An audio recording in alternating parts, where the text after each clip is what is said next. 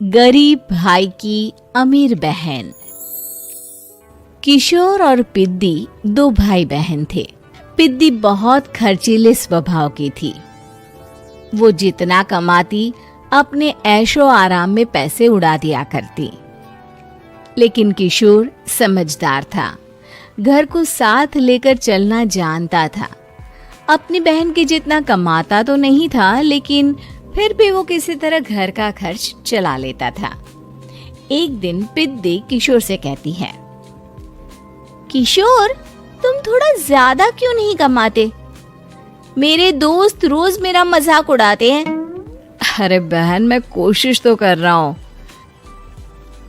अच्छा सुनो, अगले महीने रक्षाबंधन है, मुझे सोने का हार चाहिए, इससे कम कुछ भी ना लूंगी।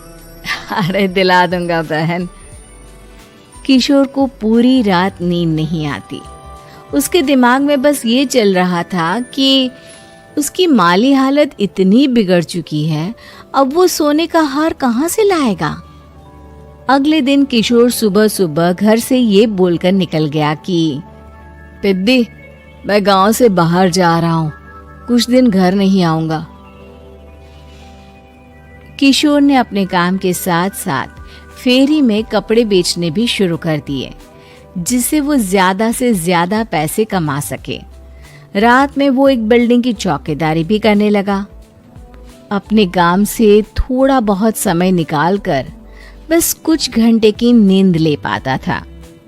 और कब वो कुछ दिन एक महीने में बदल गए और रक्षाबंधन भी आ गया, पता ही नहीं चला। लेकिन किशोर अभी तक घर वापस नहीं लौटा। जहां वो काम करता था, पिद्दी के नाम का गुल्लक रखा हुआ था। किशोर ने उस गुल्लक को फोड़ा और सारे पैसे इकट्ठा करके एक सोने का हार खरीद लिया। घर में पिद्दी किशोर का इंतजार कर रही थी। तभी किशोर आता है। कहाँ चले गए थे? 4 दिन का कहा था और 1 महीने से पता नहीं कहाँ गायब हो गए थे। मैंने बस एक हार मांगा था और तुमने तो घर ही छोड़ दिया। अरे मुझे थोड़ा काम मिल गया था। कुछ नहीं, सब समझती हूँ, बहाने थे तुम्हारे।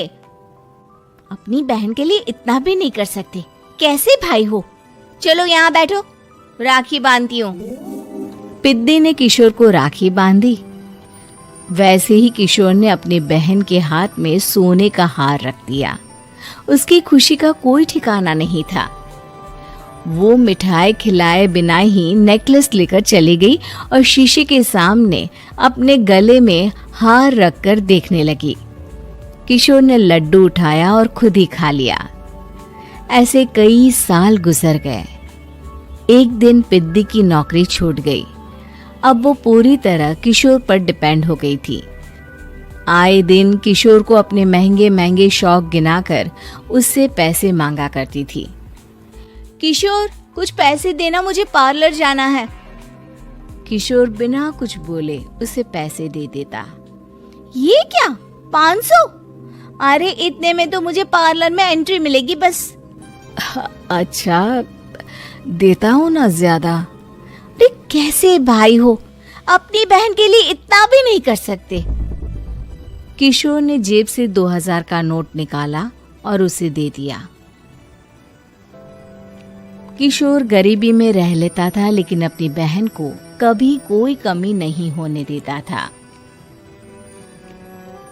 बेटा, पिद्दी तुम्हारी बहन है, उसे कभी किसी चीज की कमी मत होने देना और उसका ध्यान रखना, क्योंकि भाई का फर्ज होता है अपनी बहन का ध्यान रखना। किशोर ने माँ की कही ये बात हमेशा के लिए याद कर ली थी। शायद माँ की इसी बात की वजह से किशोर पिद्दी की हर जिद पूरी करता चला आ रहा था। किशोर, आज मैं अपने दोस्तों के साथ पार्टी करने जा रही हूँ, मुझे कुछ पैसे दो ना। किशोर पिद्दी को समझाता है, लेकिन पिद्दी नाराज होकर चली गई और अपने कमरे में सुबक सुबक कर रोने लगी। किशोर अपनी जेब से कुछ पैसे निकालता है और पिद्दी को दे देता है। किशोर खुद कभी अच्छे कपड़े नहीं पहनता, लेकिन पिद्दी को राजकुमारी की तरह रखता। पिद्दी के जाने के बाद किशोर अपने काम पर निकल गया। एक तरफ पिद्दी अपने दोस्तों के साथ मस्ती कर रही थी, तो वहीं दूसरी तरफ किशोर पैसे कमाने के लिए कड़ी मेहनत कर रहा था। कुछ और दिन ऐसे ही बीत गए। एक दिन पिद्दी एक लड़के को लेकर घर आई और उसे किशोर से मिलवाया।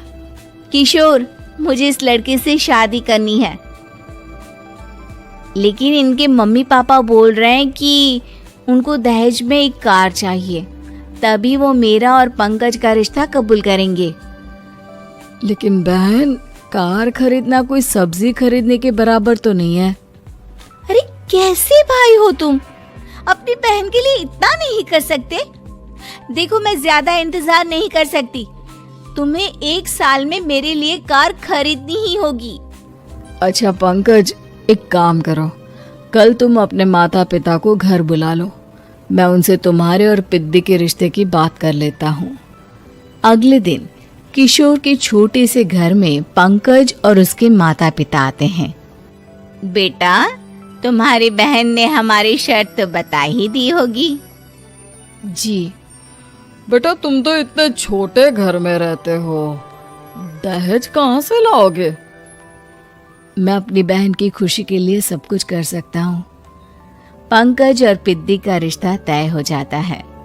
किशोर अब अपनी क्षमता से 4 गुना ज्यादा काम करने लगता है। सुबह सबके घरों में न्यूज़पेपर फेंकता, दिन में मजदूरी करता और रात में चौकीदारी करता। खूब मेहनत करके किशोर ने अपनी बहन की शादी के लिए पैसे जुटा लिए। उसने अपनी बहन के लिए कार खरीद ली। जब वो पिद्दी के ससुराल वालों से मिलने गया तो उन्होंने किशोर से और पैसों की मांग की। इस बार किशोर हार चुका था।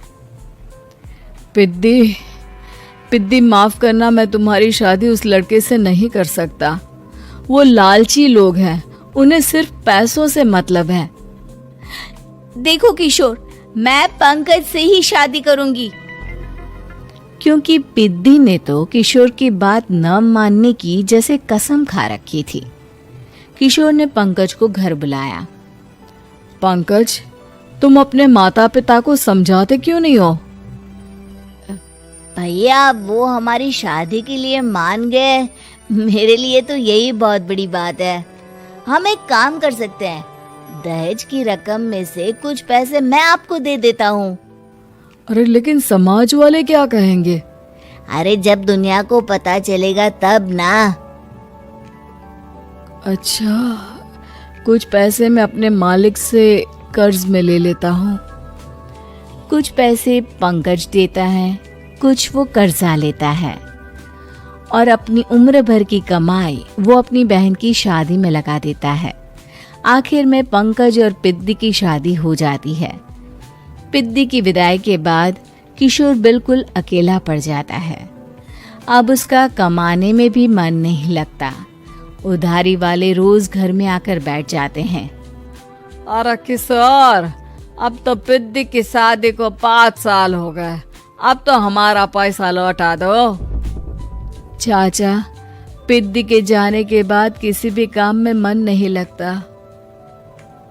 अरे तो हमारा पैसा कैसे वापस मिलेगा? जी, कुछ करता हूँ मैं। किशोर के ऊपर बहुत सा कर्जा चढ़ गया था, इसलिए उसने तय किया कि वो ये घर बेचकर सबके पैसे लौटा देगा। अगली सुबह शहर के किसी साहूकार को उसने अपना घर बेच दिया और सबके पैसे लौटा के वो गांव छोड़कर चला गया। पिद्दी ने शादी के बाद कभी अपने भाई का हाल तक नहीं पूछा। किशोर को फर्क नहीं पड़ता था, बस ससुराल में उसकी बहन खुश है ये जानकर उसे खुद की खुशी मिलती थी और ये सोचकर कि उसने माँ से किया हुआ वादा पूरा कर दिया।